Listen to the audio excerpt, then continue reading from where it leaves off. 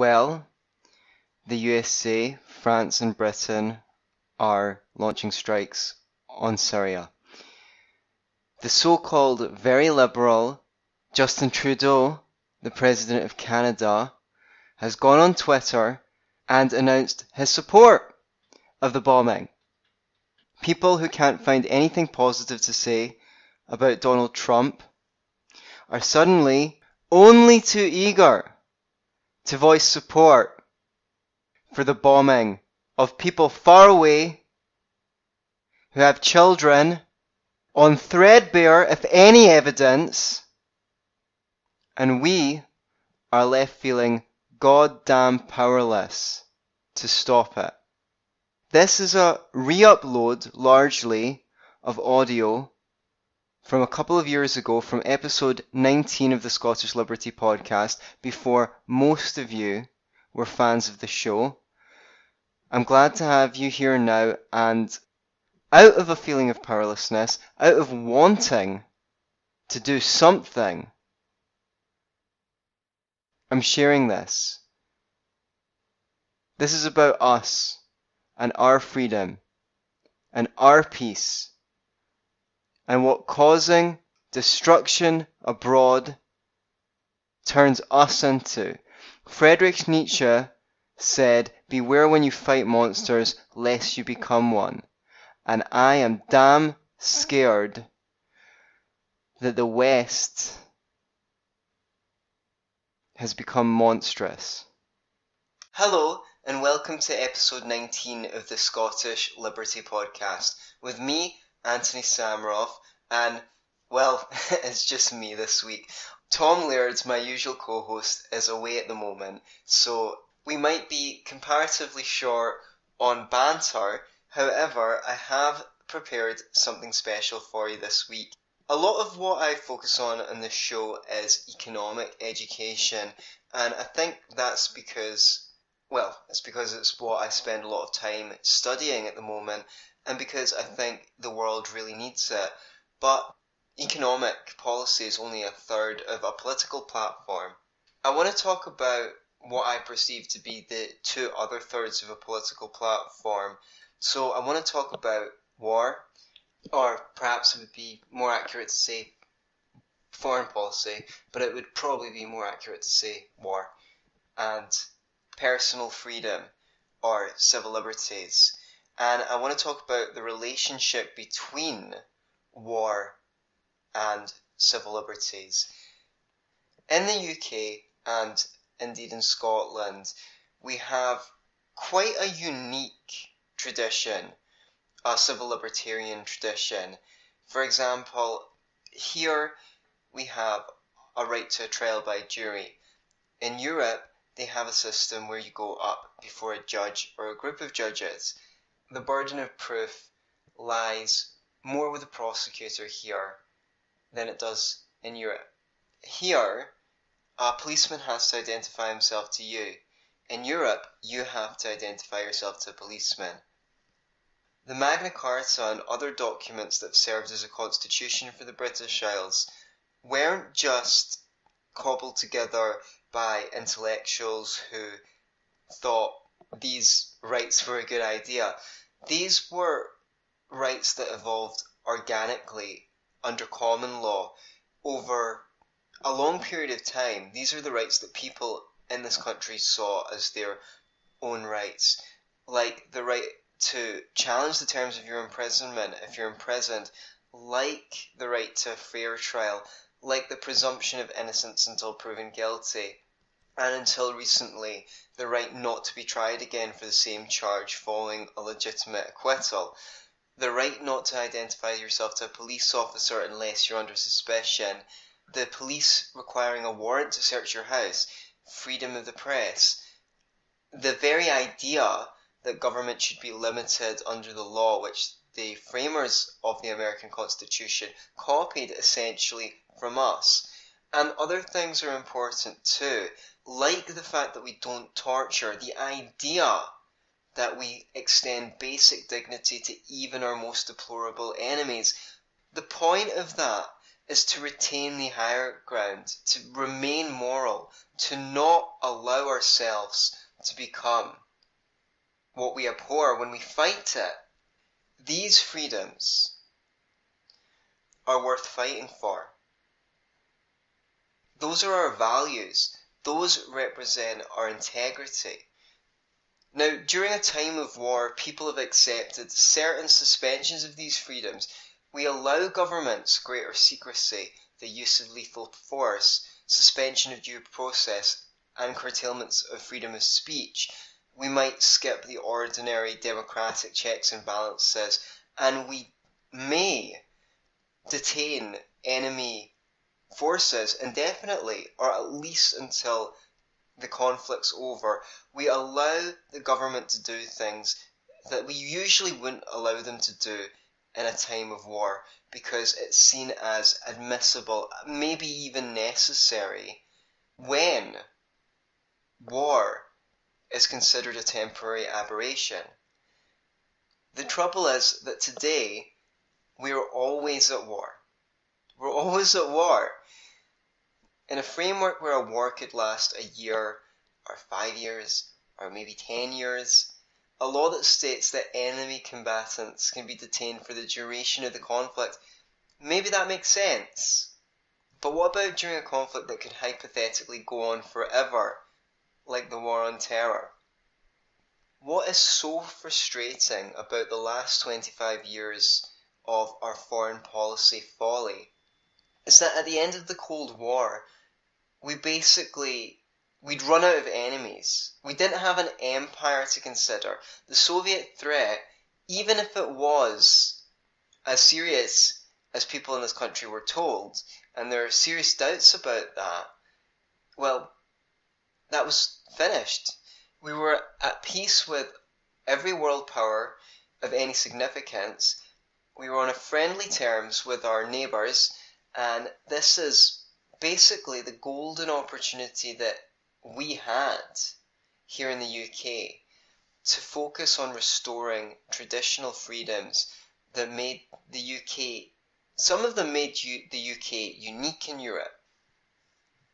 If we'd gone down that line of minding our own business, if we'd become a Switzerland of the late 20th century, if we'd focused on setting a good example, I feel like we'd be a lot more prosperous and a lot more free. Instead, we fought war after war after war. Almost none of them have been in our national interest. Maybe none of them.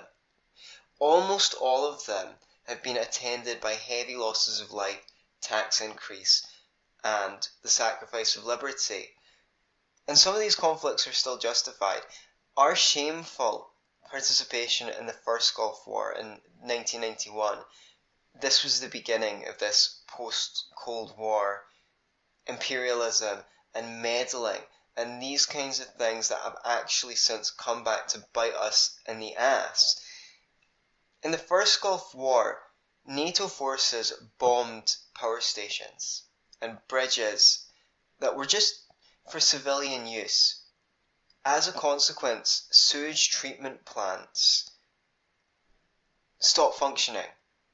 Hospitals didn't get electricity. All number of Iraqi civilians died in unlit hospitals because of the bombing of these power plants. We sent the country back to the Stone Age. 100,000 Iraqi soldiers died. And we're told, okay, this was in response to Iraq invading Kuwait. Well, diplomatic options weren't really exhausted when NATO started bombing Iraq.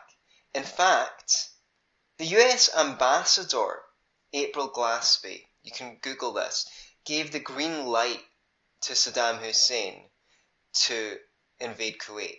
She said, we have no opinion on your Arab conflicts, such as your dispute with Kuwait. She said that directly to Saddam Hussein a matter of days before the First Gulf War began.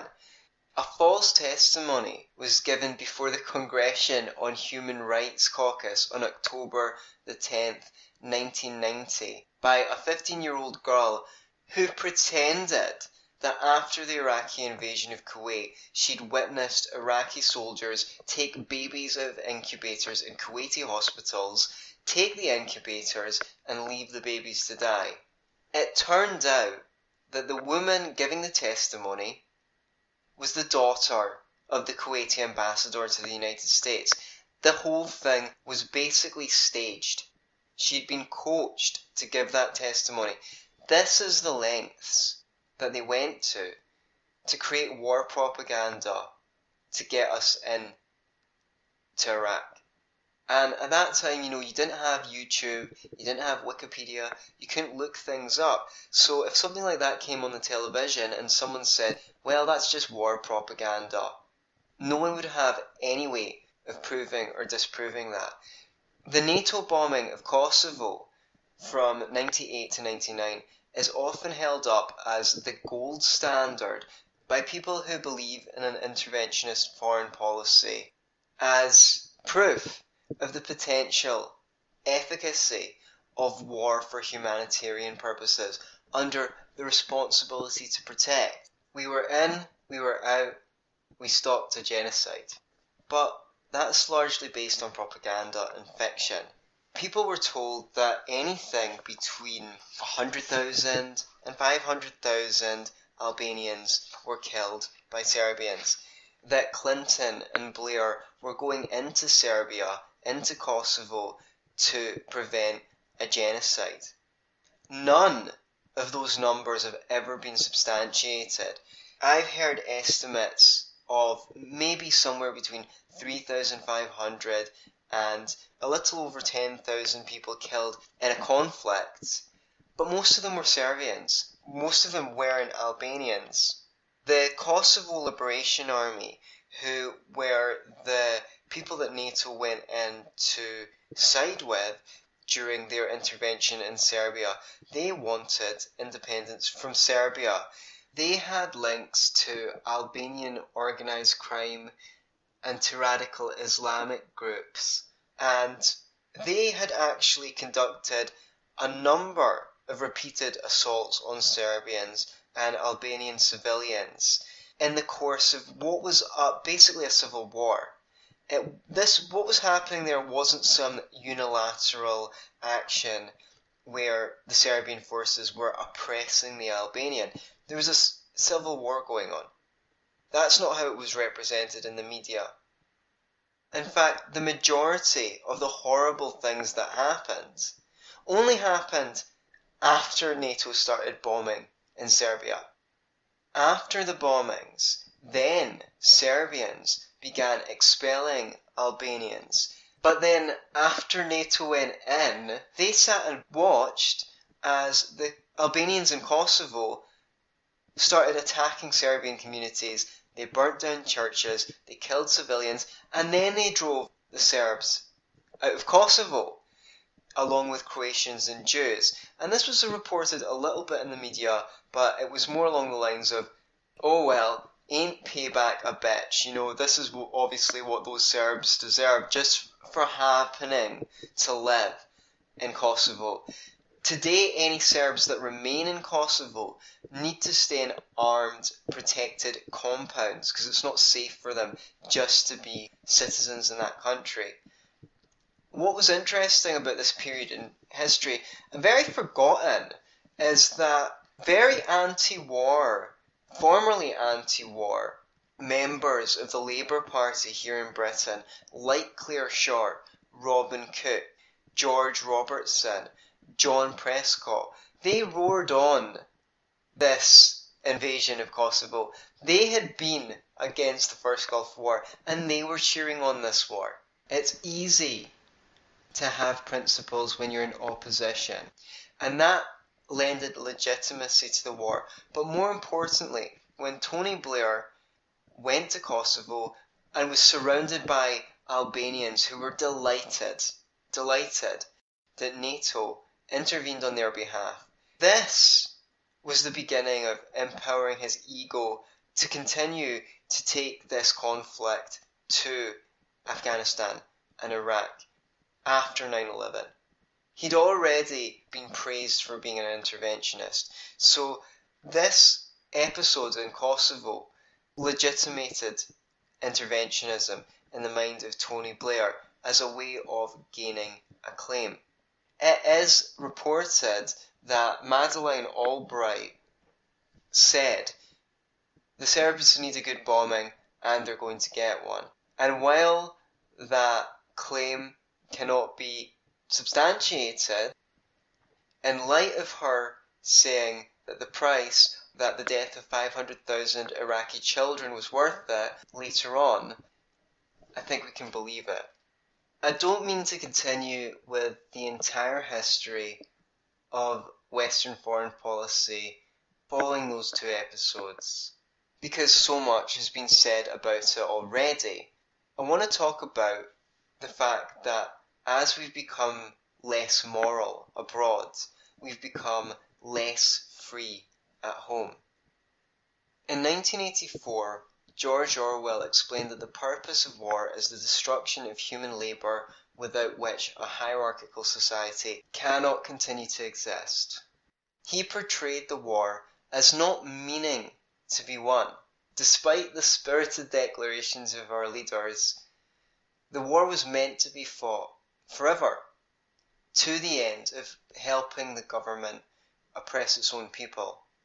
For my entire lifetime, probably your entire lifetime, we've seen an endless parade of wars that were declared with an indefinite lifespan, that could go on forever. The Cold War, the Israel-Palestine conflict, the War on Terror. And that's not even to mention pseudo-wars like the War on Poverty, the War on Drugs.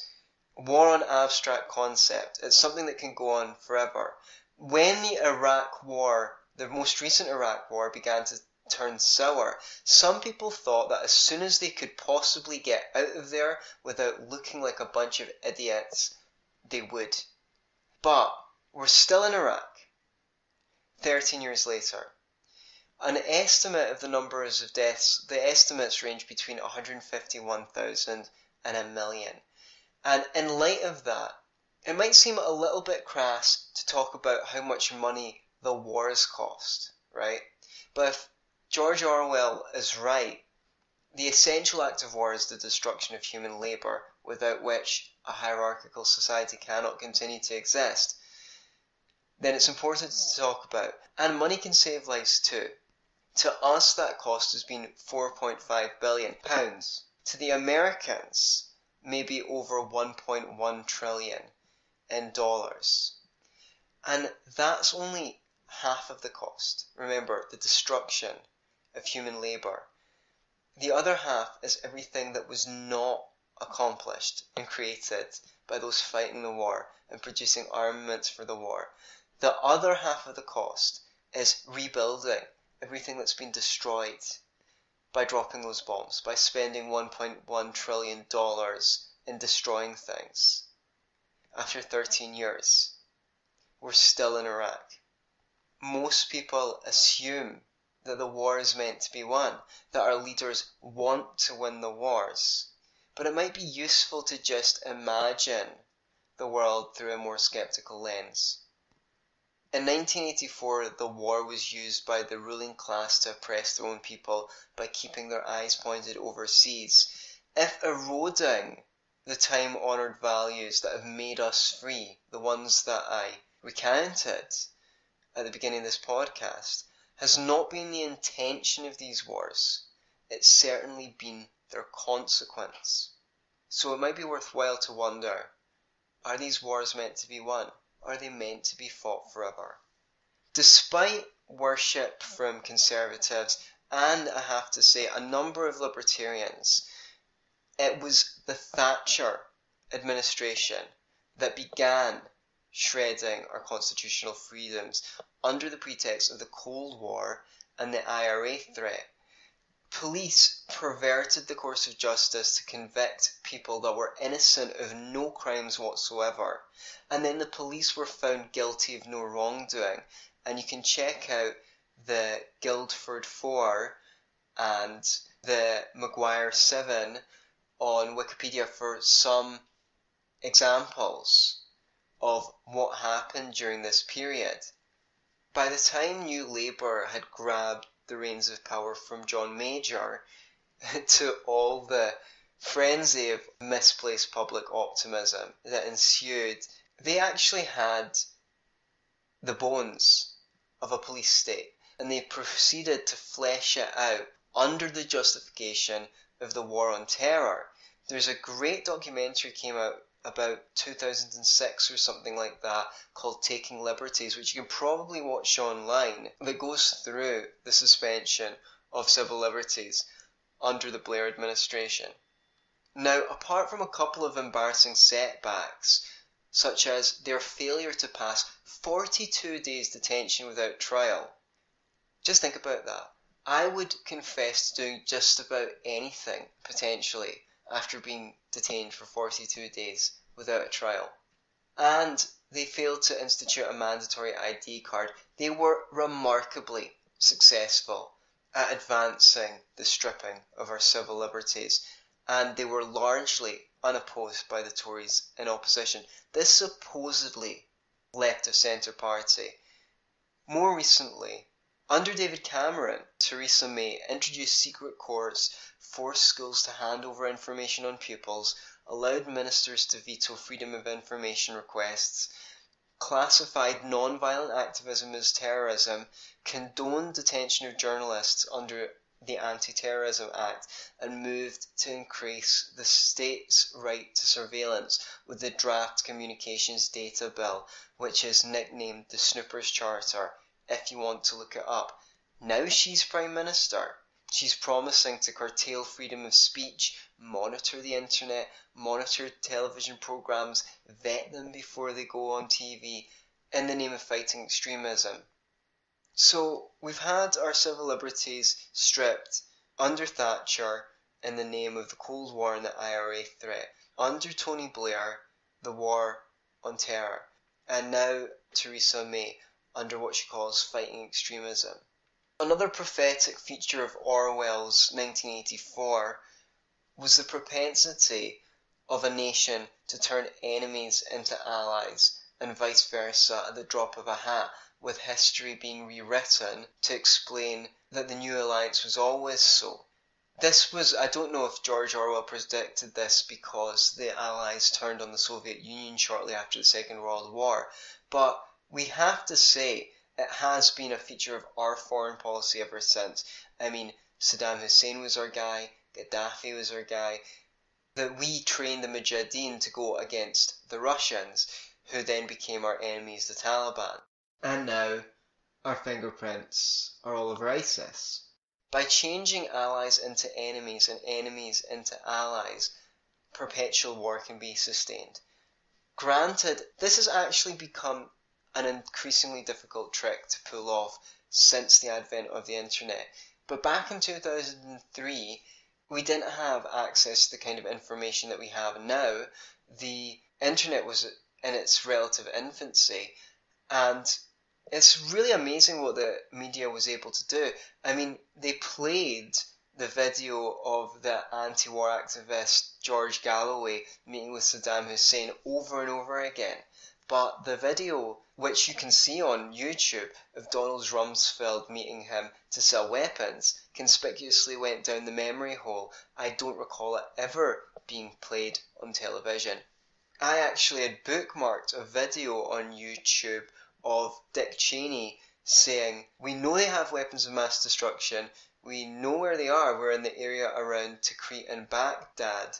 Back to back with him saying, "I never said they had weapons of mass destruction. Like, the sun never came up this morning."